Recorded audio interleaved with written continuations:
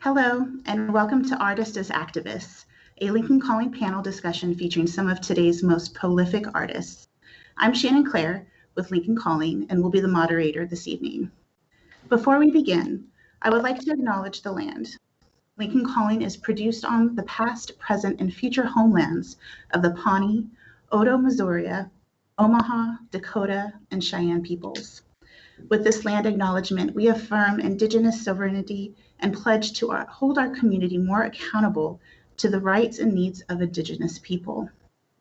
I would also like to take a second to thank all of you for tuning in and supporting a festival that aims to uplift artists, educators, healers, and innovators. We, Lincoln Calling, are proud to bring you a 3-day festival that concentrates on uplifting Black, Indigenous, Asian, Latinx, LGBTQ+ individuals, people with disabilities, and their respective communities. Thank you to our Lincoln Calling sponsors and partners for their support so that we may gather here, share, and learn from each other in hopes to bring conversation that inspires action. Our discussion tonight will touch on art and activism and how the two intersect, from how artists can use their platforms to evoke change and how the artistry and activism coexist, to how recent events and movements have also impacted their activism and more. So please welcome our guests and performers of this year's Lincoln Calling, Kiran Gandhi, also known as Madam Gandhi, Katherine Paul, also known as Black Belt Eagle Scout, Dominique Morgan, and Mary Lawson, also known as Mesonjixx. Thank you all so much for being with us. I'd like to take a little bit of time for our viewers to get to know you aside from your artistry a bit. Will you all describe your activism, maybe what communities you uplift and for whom you rise, and how you use your platform as an artist for advocacy? Katherine, we can start with you. Sure. Hi, everybody. My name is Katherine Paul. I also go by KP, and my band is called Black Belt Eagle Scout. I'm from the Swinomish Indian tribal community in Northwest Washington State, and I'm also a Nipmuc from northern Alaska. Currently, I'm coming to you from my homelands of Swinomish, where my people have resided since time immemorial and will continue to reside forever.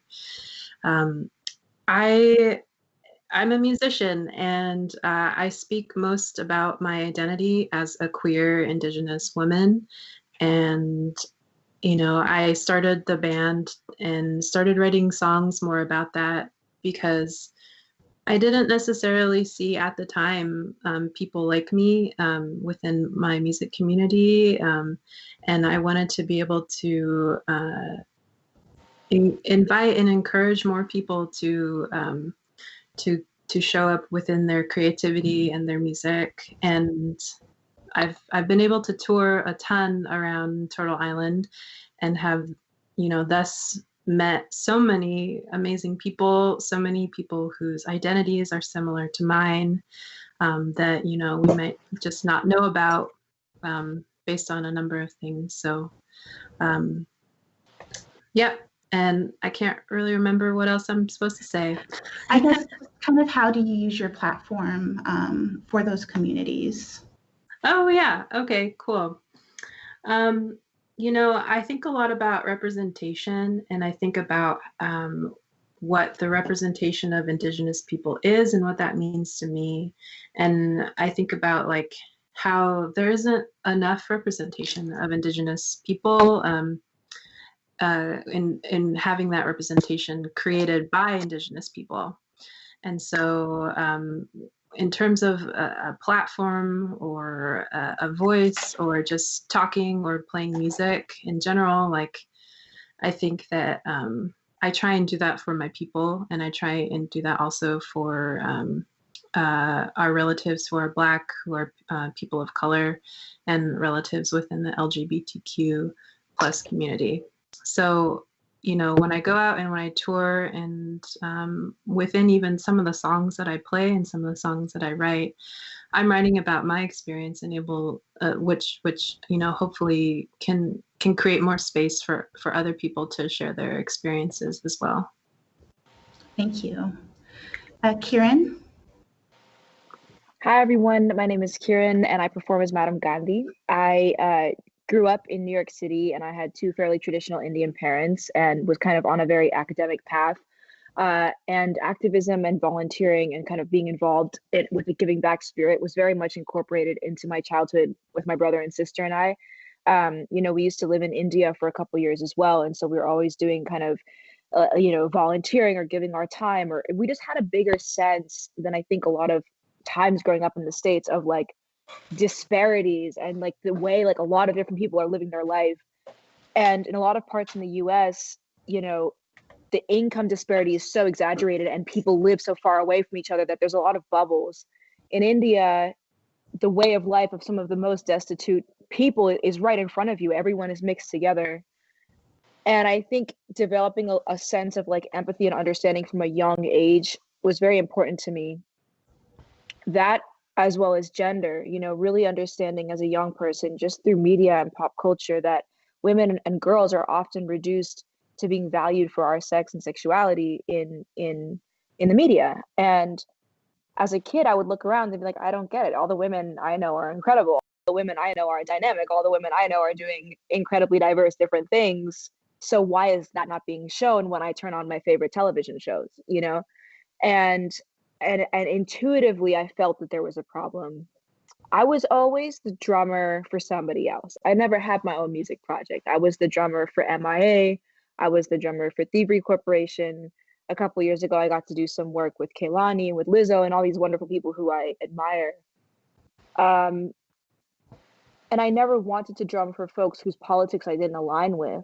And so then I found the like pool of opportunities smaller and smaller and decided to start writing my own music. And for me, the activism comes first. I started writing music as a vehicle for change. I started writing music to talk about gender and talk about gender liberation and talk about like sex positivity. And like, I put out a song today and there's a lyric there that's like, masturbate to Boxer Bay and then start my day. After all, the truth is she's a real hottie bae. I can't seem to find all of the words I wanted to say. If you told her that I liked her, well, now that'd be okay. Like normalizing and making sex positive queer experiences like accessible, and available. So yeah, the activism comes centrally through the lyrics, and my music project is very much about joyfulness and liberation. Awesome. Thank you. Dominique? Hi, my name is Dominique Morgan. I am from Omaha, Nebraska, but I am, during the day, I think my work is running an organization called Black and Pink. And Black and Pink is a national organization. A lot of folks think I started Black and Pink, but I'm actually the second ED. Black and Pink has been doing this work in the United States for 15 years. We look at the intersections of individuals who identify as LGBTQ+, or individuals who identify as living with HIV and AIDS. And despite what many people believe, those identities aren't mutually exclusive. And Black and Pink takes up a lot of my time. But there's been a real privilege of leading Black and Pink. It's created an opportunity for me to staunchly identify as an abolitionist and really feel empowered to do the work to dismantle all systems of oppression, all systems that perpetuate harm to folks, especially folks of color. I also identify as a Black trans woman, and living in a time like now, to be able to do that work every day is a privilege. Musically, I tell folks all the time, it's funny that I thought music was how I was gonna change the world. I thought music was like my only, that's what I was gonna do. I was gonna write these songs that made people think, and that's what my absolute capacity was. My songwriting really started when I was in prison. I was a juvenile growing up in the system, and then I was in the adult system for about 10 years, and I was in solitary confinement for 18 months. And I just started writing songs to just maintain my sanity. And then started doing music about 2011. But even then, with the world seeing me as cisgender male but queer, I do R&B music, I do soul music. even with these identities that people would perceive as mainstream, it was like in 2011, it's like, how is this even going to be possible? And so I just started to write songs that I hoped would allow people to recognize they were not by themselves. And so I wouldn't say they were political at all, but they were political in a sense of, you know, everybody's been stupid for somebody. Don't let anyone tell you that the first time they broke up with their partner, they didn't sneak back and have a booty call. It takes about 4 or 5 times. Don't let nobody lie to you. You know what I'm saying? You can fall back down, but get back up. Like really creating space, solidarity for people through my music. And now I feel like my space in the community, like in a holistic way, is I see myself as a community healer. Whether it's through my music, whether it's through my work at Black and Pink, whether it's one-on-one, but whether it's on a micro or macro level, my hope is that transformational healing happens with anyone that I engage with.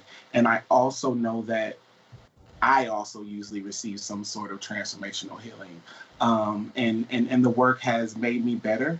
It's made me see who I am and who I want to be. It's made me fall in love with my community, which I think is essential to be a change agent in your community. And it's kind of gotten me here on this panel. So it's lit. Yeah, awesome. Thanks, Dominique. Mary? Hi, everyone. I'm Mary Lawson. I also go by Mesonjixx. That's the name of myself as an artist and also when I perform with my band. I'm coming to you from Omaha, Nebraska. I'm not from Omaha. I grew up all over the Midwest, but I currently live here now. Everyone, Kiran, KP, and Dominique really spoke to a lot of truths within my own experience as an artist. I feel like moving to Lincoln after being in Chicago for 4 years and really feeling inspired by a lot of the people that I was around and the music that I got to listen to often, inspired me to start writing more seriously when I moved here to Nebraska. And once I started writing, I noticed that there wasn't really anyone that looked like me that was performing or getting any time to perform at these major venues. And so I wanted to be a change in that, and created Mesonjixx and called in some really incredible musicians that I started playing with. So I identify as a Black woman, and if we're going to be technical, I identify as a multi-ethnic Black woman. My mother is Indigenous. She's a South Pacifica Islander woman, and my dad is from the South, the American South. But I grew up in the Midwest and in predominantly white communities, so I feel like that's a unique part of my Black experience. Let's see. I feel like a lot of the work that I do at my job, my place of work here in Omaha, the Union for Contemporary Art, is where a lot of my activism shows up outside of music, which is a major privilege. I've had the opportunity to curate shows and to work as a program coordinator, and much of what I do at that space is uplifting BIPOC femmes, BIPOC people, Black, Indigenous people of color, and I prioritize that. I think that has to show up in everything that I do. It's important to me, as is everyone on this panel. But I'll pause there. Thank you. You all touched a bit about how your activism has shown up in relation to your artistry, how they're woven together. How did you arrive at this current approach? How did you blend the two? I know Dominique kind of said at one point that her artistry wasn't necessarily, her artistry was before activism in that sense. Both Kiran and Katherine, you spoke more in terms of the activism might have shown up first. Would you like to expand upon, how you arrived at your current approach now? I could speak to that. Should I go? Sure. Okay. KP's like, yeah, you go. I think there's two things that I wanted to share. One is when I did the MIA tour in 2013, we had this moment where it wasn't even intentional, but it was all brown women on the stage. So her dancers, myself, her DJ, and obviously Maya. We were all on the stage and it was only brown women representing. It was like a big show. There was like 7 or 8 of us. And a bunch of like later that night, I was like looking on social media just to see like the reaction to the show. Like a bunch of people commented on how much it meant to them that it was an all brown female squad on the stage. And I was like, that's so true. So many women musicians use a mixture of all genders on the stage, but rarely do you see the DJ, the drummer, the dancers, the production design, like the people who are coming in and out of the stage, like are all women. And representation matters because if you can see it, you can be it. If you see an amazing show and the people who are putting on the show look differently than kind of what our stereotypes are of what these different jobs are supposed to be, you know, whether it's a DJ or a drummer, that's how we radically shift what's possible. That's how we have the person who's in the audience who's in college, like I was at some point, you know, feeling like, oh man, I can do it too. And that could be me. And oh, I thought I was supposed to be this other thing. So that was really radical for me. And I share that moment because I adopted that practice in my own project. I actively seek out gender nonconforming, queer, trans, and female identifying people to collaborate, both on and off the camera, both on stage and off stage. And the reason why that's important to me is that I'm not out here trying to create or re-perpetuate problematic gender stereotypes, right? Because many people are like, oh, let's reverse sexism. And it's like, no, actually, I wish that we didn't have to intentionally program, you know, folks of color. I wish that we didn't have to intentionally offset the inherent bias that exists in the industry. But until that inherent bias doesn't exist anymore, I will continue to provide those opportunities to my queer and trans and friends of color. Because if tomorrow I'm like, yo, everyone, I need a bassist. Can y'all recommend some names? The names that are gonna come into me are like Tom and James and Harry and Michael. And it's like, okay, but where is Devika and Noor and Fabian and like all my, you know, all the brown girls. So that's like a very intentional answer to your question of like, how do I incorporate the activism into the music? It's really through the people who I choose to work with and the representation on my screen. Anybody else want to add to that?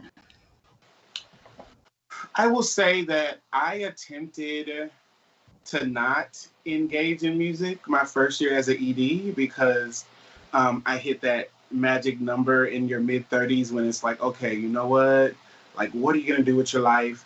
I graduated my undergrad in like May of 2016. I started at Charles Drew in Sexual Health on July 1st. January 2018, I was the executive director of a national organization. And one part was I felt like I had to like focus on it wholly. The other part was it's hard for Black folks, for Black queer folks, especially folks in the Midwest, and specifically Nebraska, like let's keep it a stack, to see the opportunity for your artistry to be a way that you not only make income, but you can thrive. And if it is, there's this space where there can only be one of us. Mary is the pop girl. We know that. If there was another pop girl of color to come tomorrow, it would be, well, do we have Mary on there? We don't. And maybe the equalizer, the fact that Mary has a band. I've lived through it, right? When it comes to R&B and soul and things of that nature, it's when it comes to the males in the space, it's like, for a while, no one would have the capacity for a band. And I remember just thinking, I'm gonna focus on activism. And 2018 went through and I hadn't really been on a stage in the studio, and I felt less. I felt less of myself. I felt less connected to my people. And I felt like I was getting stagnant in my activism. And literally I ended that year with my therapist adding music to my self-care plan. Like, music isn't just like something that's important to my activism, it's essential, because I recognize that one fed off of another. Me going across the country, meeting folks, engaging with folks, brought new experiences, new words, new things to talk about in my music. Engaging in my music gave me another space outside of being an activist to express myself. And the last thing I'll say is that I think it's so important for people who are identified by people in the world as activists, because I think people will call you an activist more before you call yourself that. You need to find all of the spaces where you can be you, because the thing that I've seen over and over is that if you buy into this false narrative that you are only one thing, you can only be one thing, you can only be successful, and successful is based on your own definition at one thing, that when the people who've anointed you as such decide you no longer can be that, then who are you? And you watch people struggle. I usually see it around people who are athletes. You just play basketball. Well, when I can't play basketball anymore, who am I?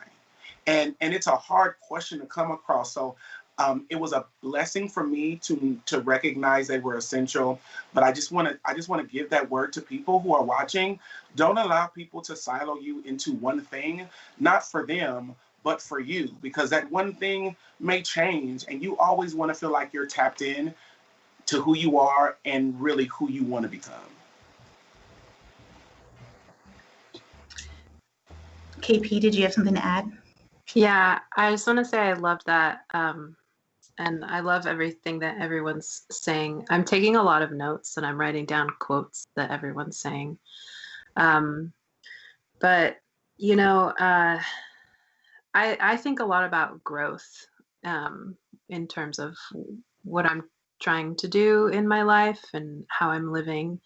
And I think about the growth that I'm, you know, going into and being a part of. And I think with where I'm at currently with my music, like before I started this band and before I started writing about myself and writing about my identity, like I felt like I was just a drummer in a band. And like it was interesting, like hearing Kiran talk about being a drummer as well. And I felt like I just didn't really have a connection or have any sort of, I don't know, something that felt nice and that felt like I was fully being able to express myself. And I actually felt really scared when I realized that I could do that I could, you know, share my experience, and then that I could write about my life as a queer Indigenous woman. I felt scared because I didn't really see anybody who was doing it. Like I didn't have anybody within my small bubble or community who was doing that. And it wasn't until later going on tour that I found more people who you know,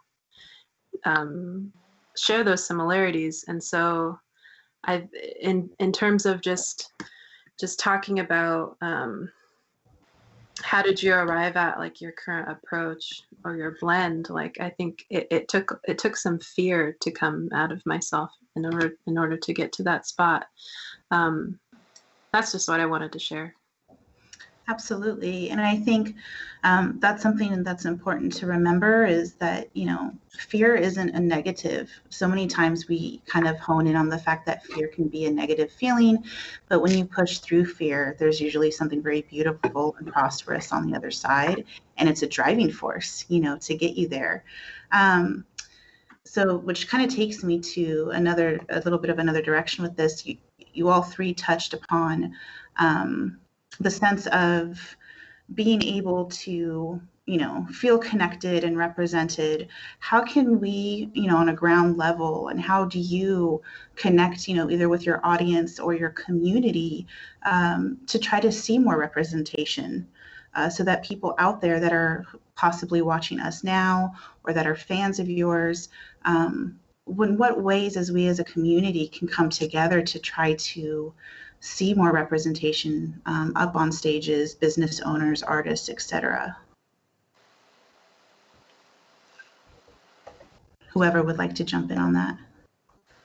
I will say, like I've told myself maybe twice a day over the last 3 days, like, Dominique, you should have just performed. Why the hell did you curate a night? Why are you gonna be stressed out by all these artists? And the answer is that I always want to try to give folks the opportunities I wish I had early on, the opportunities I wish I didn't have to fight for so hard, the opportunities that I know I received and other people didn't. And so it's really about being knowledgeable about who else is out there, who else is doing work. I always say, if you don't have a favorite musician from your city or from your area, I don't trust you. Because that means, like, if you don't listen to your people and like you mess with their music, like I can't get into that. And being able to be expansive, I often will post on Facebook, like, who is Black and young and queer and doing art that I don't know about? Because I can't be everywhere. And also, I'm almost 40, child. I'll be going to bed early. You know, let me know who it is so I can know about them. And then, like, my album is this double disc. I put a few of these young people on there. A few of them are performing tomorrow night. Their first performance ever is Lincoln Calling. And so it's really important for me to curate those spaces. For the people who are watching, and most likely not brown folks, not queer folks, people who are coming from a space of allyship, when you're in the room and y'all are looking at these lists, sometimes don't look for the obvious person. Sometimes make sure that inclusion is past, tokenism is not inclusion. One or two folks where you feel like you're the person to be there, that is not inclusion. I would say Lincoln Calling this year is probably the queerest, Blackest thing that Nebraska has ever had. I've lived here my whole life. When you look at all the nights and the people who are represented, this is radical activism, putting these voices out there, and last but not least, pay people. Because don't tell me you don't put a whole show of Black folks together and all you gave them was some warm Shasta or something like that, beloved. Like, I don't know. Write me a check and recognize that everybody isn't coming to the work in the same way.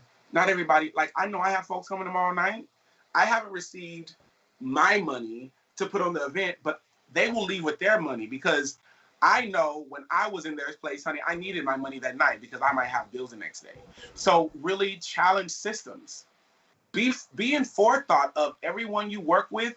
Is it going to have the privilege of being able to get half up front or half later or wait 3 months for their finances? If they're doing this that way, if they're showing up the way you want them to show up, if they're providing the experience you want, think about, challenge, lean into, adapt the SOPs you have to make sure that their needs are being met. And so I do all of that, and I would like to see institutions, white-led institutions, festivals facilitated by white people do that. Don't bring in the Black person to have to do all that.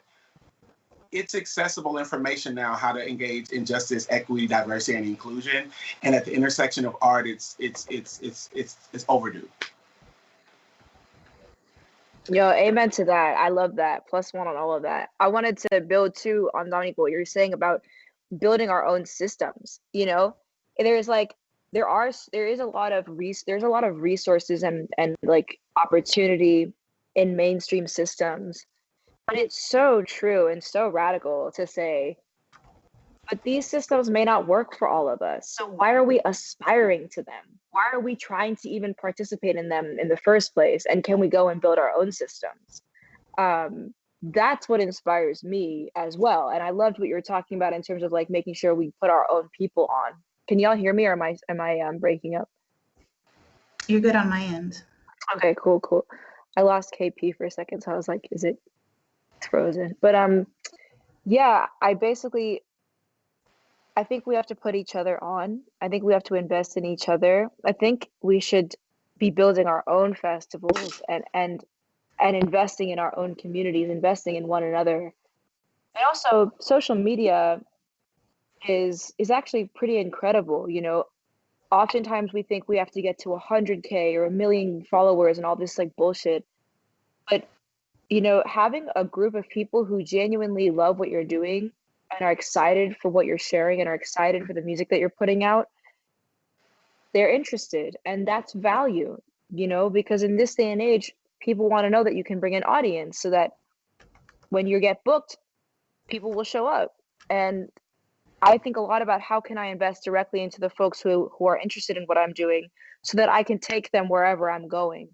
And I think that creates enormous value for us and therefore allows us to not be dependent on things that may not be good for us to begin with. Definitely. Anyone else want to add to that?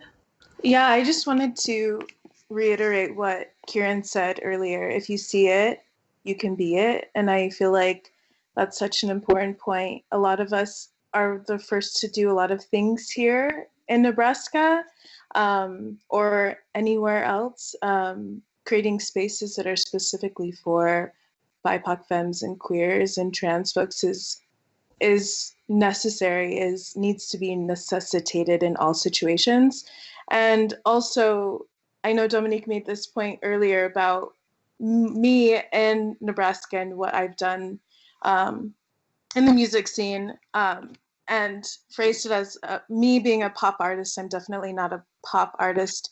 But to your point, I think a lot of people have siloed me into certain situations. I've definitely been tokenized, and I've definitely fallen under other people speaking for me and about what I do. And I just wanted to correct that, because that's not how I define myself, and I want to be sure that I define myself. And that also, in saying that, I'm highlighting what you said, and that important point of being the one to define myself for myself and not falling under anyone else's definition. I should have given context to that.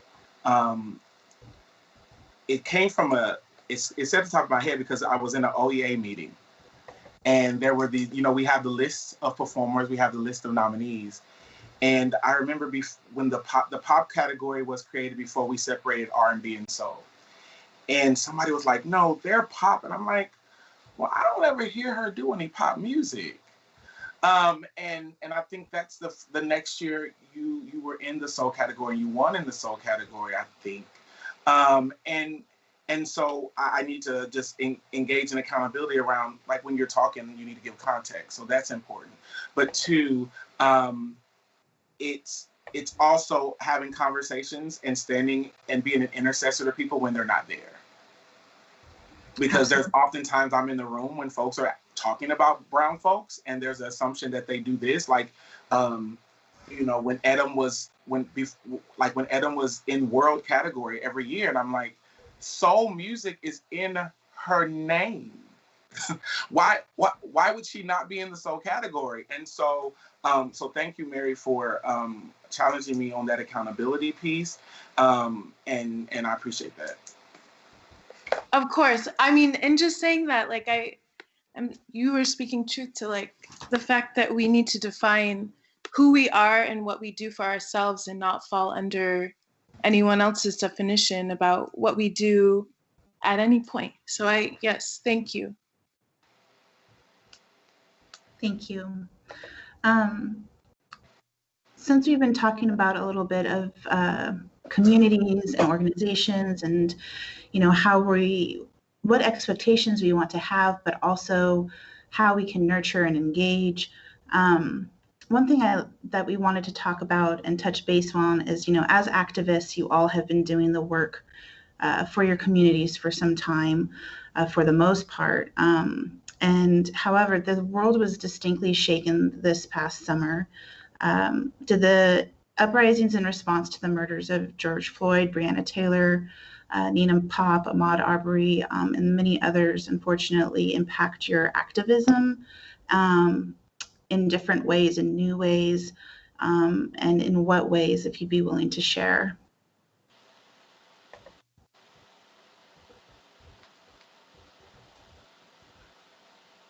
Is there anyone that would like to speak upon that? I think a lot of folks hit me up and they're like, "Oh my God, Kiran, you got to write a protest song." Like, I was like, we've been writing protest songs. Like, you know what I mean? Like, we're not here to capitalize on like what's happening with crisis in our country. We're here to be a voice of reason and a voice of consistency. The artist and activist community, we've been talking about these issues. We've been on these panels for years and years and years and years. And the work doesn't stop because the rest of the world woke up. In fact, if anything, we got to continue to be steps ahead so that folks are continuing to elevate the bar.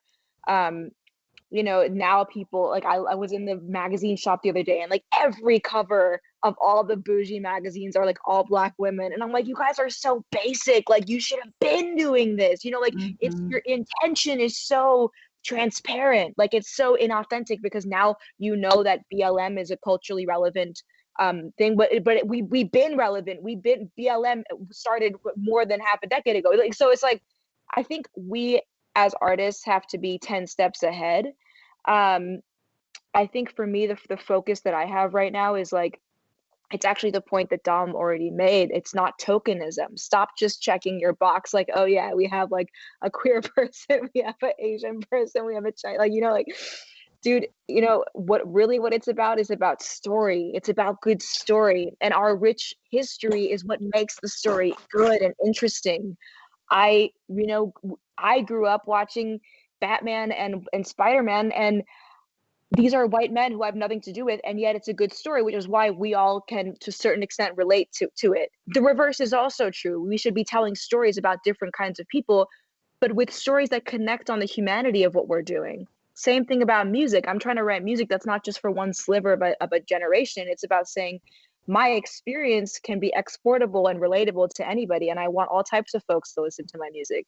So I think that's really where I want the activism to go, and I want us as artists and as leaders to continue to keep the conversation accelerated instead of basic, for lack of a better phrase.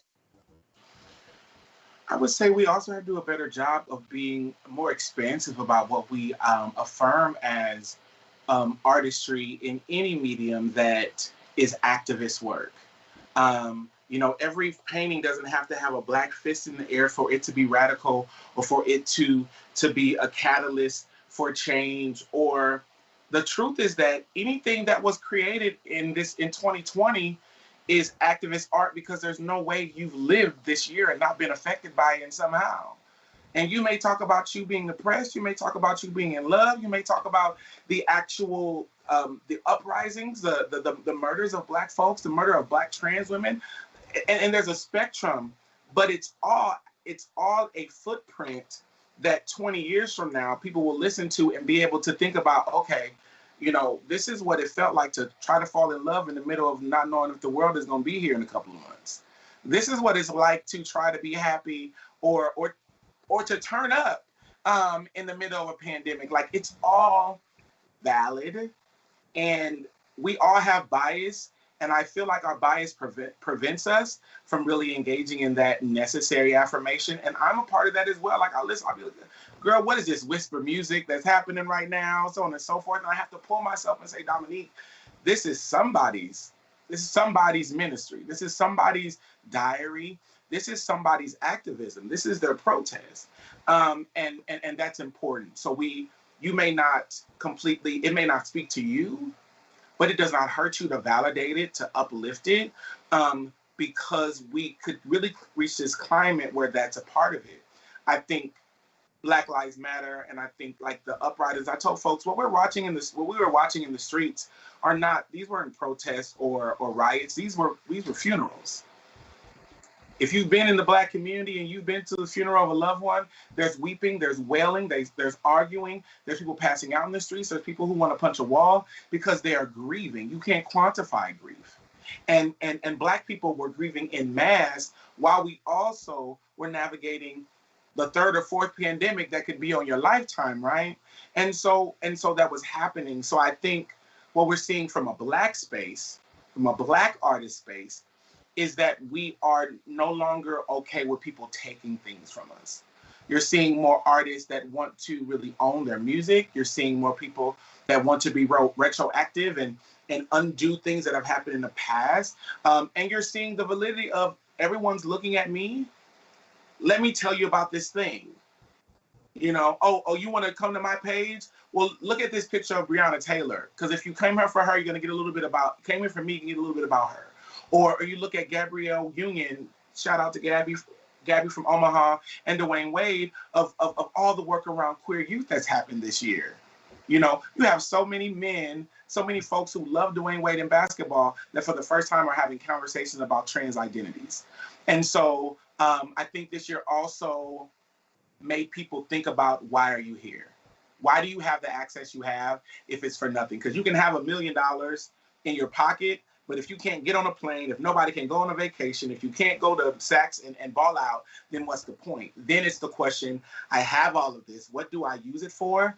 And I think a lot of people have figured out that, yes, benefit from it yourself because you've worked for it, and that's valid, but then figure out how it benefits your people. Community-based liberation is the only way that we're going to get to the space that we say we want to be. Definitely. And that actually leads me to the next topic that I wanted to bring up is collaboration. How do you expect your collaborators to show up? Can you share a time when a collaborator or an organization didn't rise to the challenge that you put forth, or maybe share with us a time when they did? Kiran, I think you might have had something that you wanted to share in regards to this earlier. Yeah, sure. I could speak to it on two different examples. For the positive, which is good. A lot of times my collaborations happen with organizations. That's one direct way. And another way is in music videos. I always think of collaborations in music videos being a great example. In terms of organizations, I work very closely with a group called Give a Beat in downtown LA where I live. And for the past 3 years, I go in twice a month to the prison system and teach beat making and music production to incarcerated youth. Sometimes I get the boys, sometimes I get the girls. And it's been just a project and a partnership that has been so near and dear to my heart, because the kids love it. They're so good at it. It allows me to come in with like all the cool stuff that's happening in music and play it for the kids and have them be hype on it. And then also they push back and they also like already know tons of other music that I have no idea about. So then they like make me go download it for the next session. Then I also bring up with them like conversations about like misogyny and oppression and lyrics in music. Like what lyrics make you feel good? What lyrics might contribute to the oppression of somebody else? Would you speak about your sister like this? Would you speak about your brother like this? Like, you know, just pushing things, like being really aware of the different kinds of environments that any of us grow up in, while also using music as a way to have difficult conversations about both healing and oppression. And then I love that partnership for obvious reasons. I think us investing in our own skill set as storytellers is really, really important. A lot of times we think that we have to depend on other people to tell our story for us. But if we have the tech and we can make a beat and we can open up a mic and rap our own lyrics or sing our own song over it end to end and make our own song, we're quite literally controlling our own narrative and not depending on somebody else to tell our stories for us, which perpetuates the very myths that hold us back to begin with. So that's a partnership that I really do love. It's called Give a Beat. And if any of you are watching, we've been selling masks that say I'm smiling. And every $8 on the $10 that we sell the masks go to Give a Beat. So you can search Madam Gandhi merch and the masks will come right up. And then, yeah, the second point that I wanted to make was in every one of my music videos. I think music videos are one of the most effective ways to depict the world I wished we lived in. You know, we as artists get to imagine what the future that we're all driving to could look like. I went to school in India and we had to wear these like oppressive, like Catholic schoolgirl uniforms. And I used to always try to dodge the uniform. And I also felt it was so problematic that we had to wear skirts. I didn't want to wear a skirt as a young kid. I thought that was very gender limiting. And so the most recent music video that I made, I went out to India before the quarantine and I shot it. And it's basically a music video about me like taking about 10 or 15 different schoolgirls and we just radically changed the outfits. And it's a very simple concept, but it's really about rejecting gender conformity, rejecting oppressive colonization, like very Eurocentric mentalities that exist in India, and going towards Mother Nature and going towards self-expression and liberation. So these are the kinds of collaborations that I really do genuinely enjoy.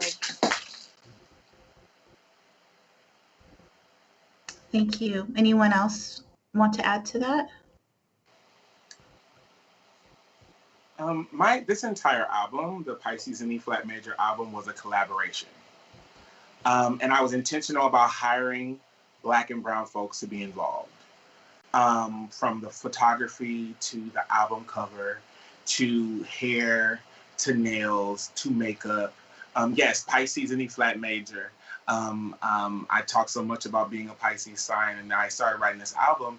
And then I did one collaboration, and I did another one. Are you a Pisces as well? What are you giving? Because yes, I thought Pisces or Cancer, but I just wasn't in the physical space with you, so I would have known if we were in the same room. Cancer rising, Ashe. All right, so and I did like one remix, and then I did another one, and then I was like, you know what? It's gonna be a double disc, and so a whole side of this album are these songs that I wrote myself, and I've remade them and recreated them with other artists. And that's scary because I write, these songs are like my life. And to go in and work with All Young Girls and Machine Guns, Connie Franco, Mary and I have one of the songs that we have to get finished, Tara Vaughn, it's been dope. And it's scary because I'm also depending on them to like engage in my art the way that I engage in my art. But I think trust breeds grace within people. And as an abolitionist, as a person who really is thinking about this sort of world I want to live in, I know grace is essential to that. So it's been great to kind of give up some of my power and trust folks to create something that I'm really going to just fall in love with. On the flip side, I was a Union for Contemporary Art Fellow in 2018.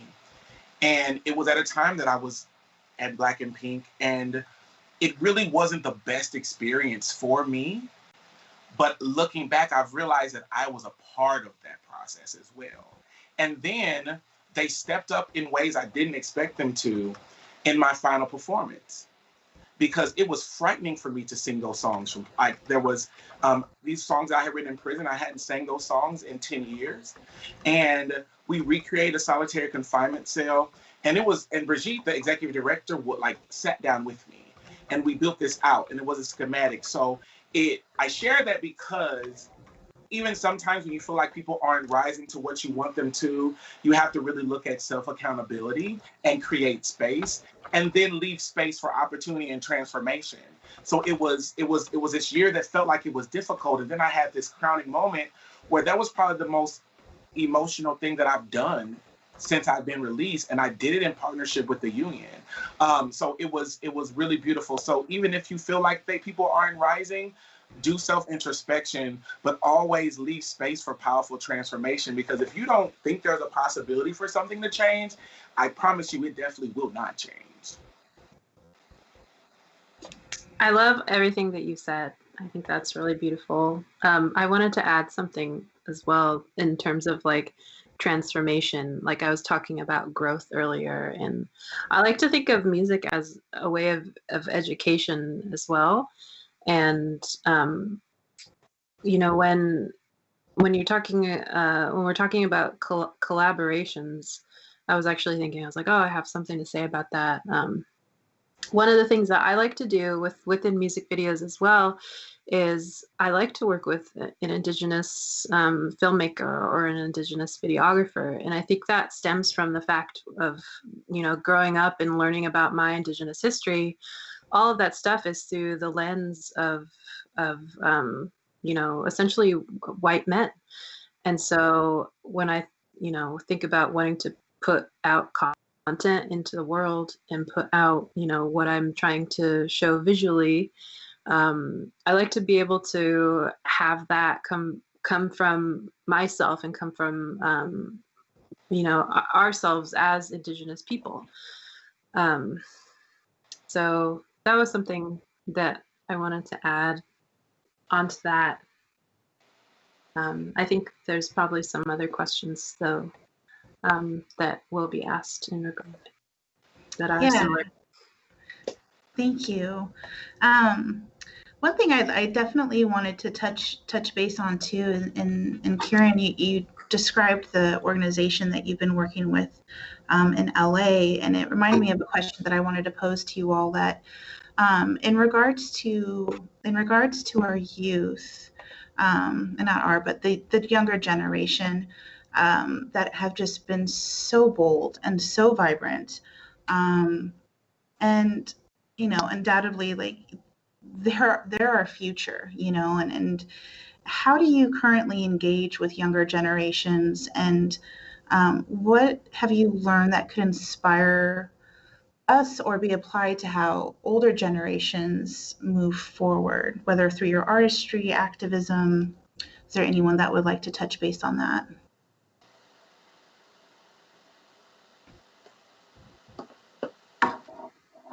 Twofold for me. Was somebody else going to speak? Go ahead, Kiran. Go ahead. I love mentoring young people. I get a lot of opportunities to mentor young people in LA, and I do think it's important to be in person. And the other thing I was going to say was that I actually do find it challenging because a lot of the younger people, like, 14-year-old and the age group that I actually think gender is really sensitive and we can actually cut through, they're all, on TikTok and on Snapchat. And it's hard for me to be on platforms that I don't want to be addicted to myself. You know what I mean? And so I actually would love to hear how other people think about this, because it's something I've been discussing with my team, where I want to reach younger people and I want the music to reach younger people. And yet I don't know if I want to live on these platforms that are basically just like numbing distractions for all of us, Instagram included, but I am very much there. Yeah. Yeah, that's a tough question, Kiran, that you bring up. So I'm not going to answer it. I'm just going to answer what Shannon asked. The one thing that came to mind when you were sharing your question is, as an older person, I'm in my 30s now. It's just important for me not to get in the way and to uplift younger musicians that are on the scene and that are really, and younger artists that are making names for themselves. And I feel like the best way to do that is to create spaces that I've personally experienced really great, just had great experiences in. I want to recreate those spaces so that younger artists and musicians can have similar experiences. So yeah, I feel like the best thing for older artists and musicians to do is to just not get in the way and to uplift.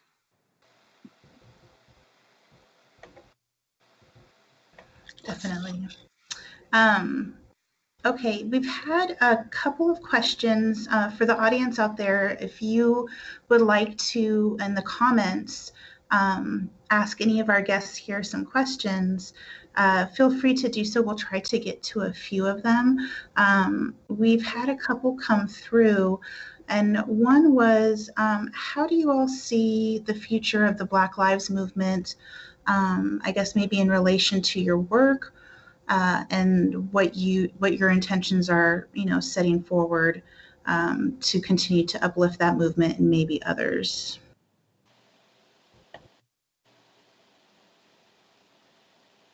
Would anyone like to answer or respond to that online question?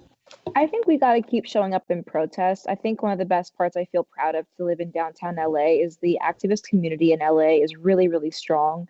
And I feel very connected to the youth who are showing up to combat having police presence in the schools. We're showing up every Tuesday in downtown LA, right in front of the LAUSD, which is the Unified School District offices, to be able to overturn, when they're voting about whether they're going to refund having police in school or defund having police in school. And when there's a lot of people showing up in protest, then you get media attention. When there's media attention, now it's in the news cycle. So unless the people care about it, the news doesn't cover it, because the news is just trying to show what they think other people want to consume. So it's up to us to fuel the fire and keep the focus of the American people on this issue by showing up with our bodies. I really do believe in that. And thank you, Kiran. Our second question comes from YouTube as well. Thank you for those that are watching on that platform.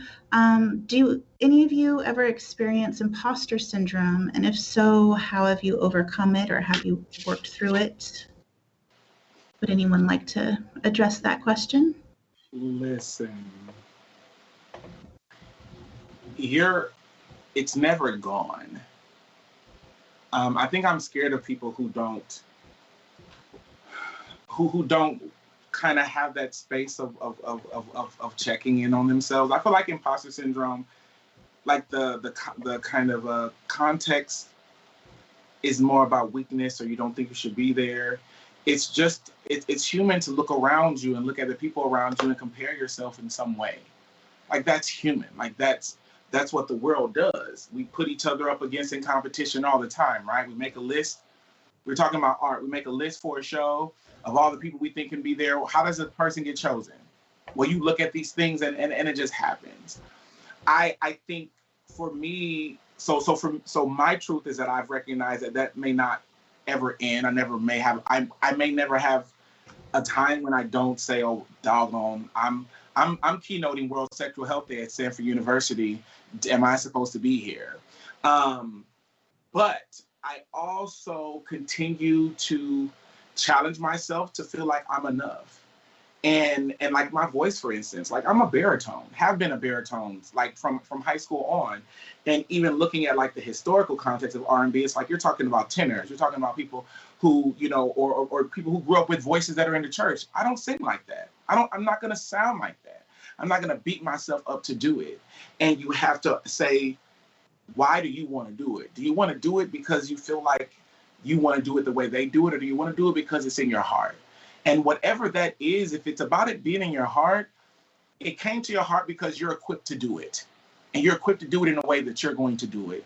And you have to lean into it. Tomorrow night, I'm going to get on the stage. I started my transition March 24th with the voice I have in a ball gown with beautiful hair and beautiful makeup. There's stuff inside of me, but at the same time, I'm recognizing how I am evolving in the world is how I'm meant to evolve, and that my voice is important and essential because it's important and essential to me. So how can they not be important and essential together? So really take that internal time, and it's not easy. It doesn't happen overnight, but please know that you're where you're meant to be. And you usually have all the tools you need to do it. Like, trust in that. I wanted to add something a little bit too. I feel like I like everything that you're saying, Dominique. I feel like the way that I try and get through imposter syndrome is through self-care and is through trying to, like, you know, show up for my mental health. I didn't really know what imposter syndrome was until after I graduated college. And then I realized that all throughout college, that's what I was experiencing. I was experiencing imposter syndrome because I moved from a community. I moved from my reservation, and I went to a school where, like, I was one of the only few Indigenous people.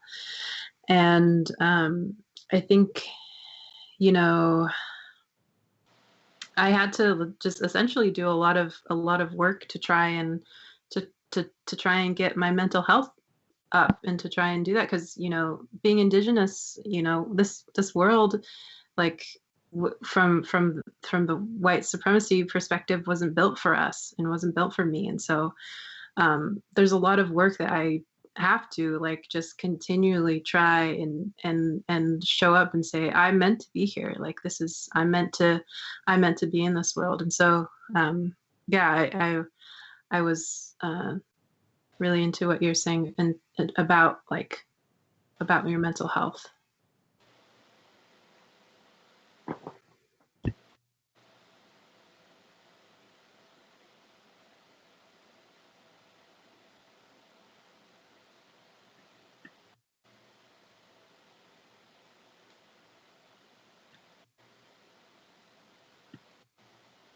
You're on mute. You're muted, Shannon. Shoot. Hello?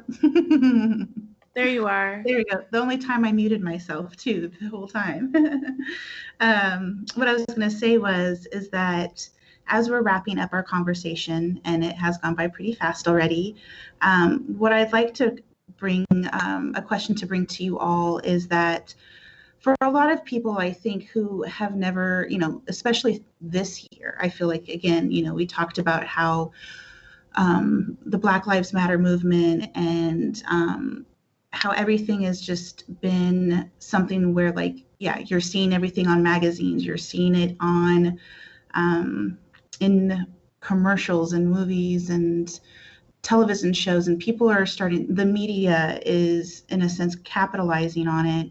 And so therefore it's reaching more people that maybe it necessarily wouldn't. The movements and causes that, again, that have been going on for over half a decade, if not more. And sometimes a lot of people that are genuinely interested in getting involved, that do have the same ideals and are angry and want to be heard, they don't know where to begin. And it can often be overwhelming to put thought into action, especially now during COVID times too, and being in the pandemic. Where would you recommend that one starts? If you were talking to your one of your fans, one of your audiences, how would you, what advice would you give them? And at what capacity, do you think that you could share that you would continue to also, set as an example to push through and try to go ahead and get involved and take action? I will say this, especially for young folks, young queer folks of color. There's this narrative that it's like it's going to be our responsibility to undo the harms that white people and systems of supremacy have created. And I think that's a real unfair circumstance. I think the things that motivate you, the drive you have to change and improve your community, my goodness, please lean into that and show up and engage in the incredible power that young people hold. But one thing that I believe for myself, as much as I'm the executive director of Black and Pink, I'm a client of Black and Pink. So for me, it's that I have really challenged myself that I don't want to give the next 40 or 50 years of my life to fighting these systems, because I know that while I'm doing this work, I really don't have time for self-care the way I want to. I really don't get to relax. I ask folks all the time, when have you ever went to a retirement party for an activist? You go to their funerals or you visit them in jail or prison. There's never a time when we say, you know what, job well done, please go rest. We got you next. And so young people who are getting to this work, my challenge to you is know why and continue to ask yourself why, because when you are continuing to ask yourself why, it's easier to know when it's time to get out of the way. And it may be getting out of the way because your voice has been there so much that you're taking up all the space, and you wanna make sure that other people have the opportunity to engage in their power.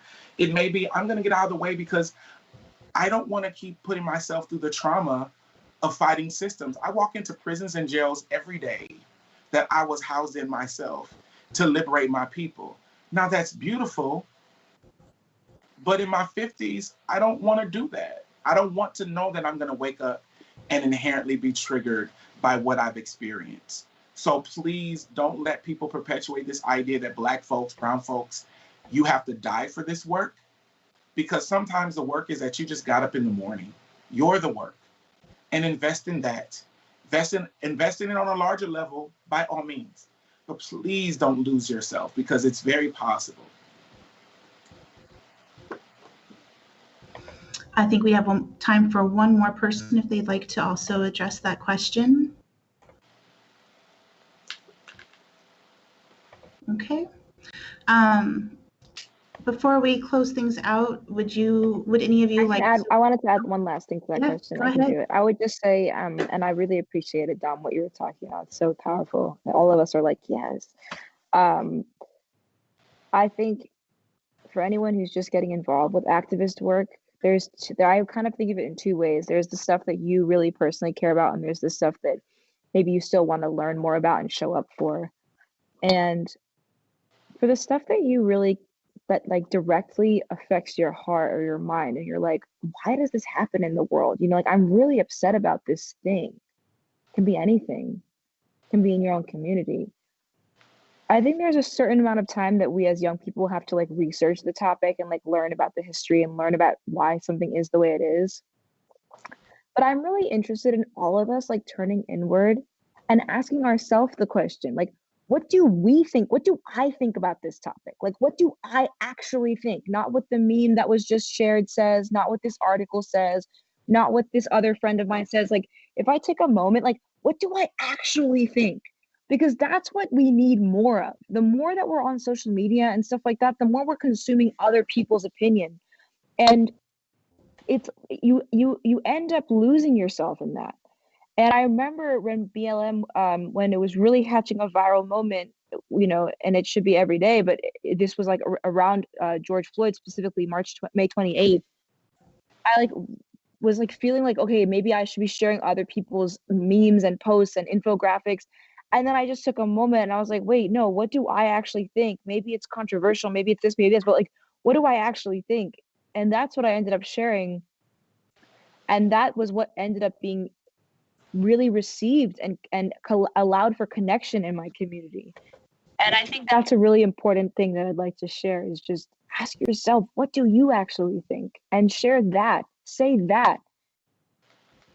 Absolutely. Well, that's perfect way to kind of wrap up our conversation right now too, as we're approaching our end of time. Thank you all so much again for your time and energy and sharing with us your knowledge and your experiences. And to those of you tuning in, thank you again for joining us in tonight's conversation. We hope that it has left you inspired to make moves to support and uplift voices in your own community. We would love to hear your feedback from you about this panel and other education sessions you experienced throughout the weekend. Please follow the link in the comments and let us know how we're doing. If you fill out our survey, you may even win something from our sweet Lincoln Calling merch. So a little information about the artists performing this weekend.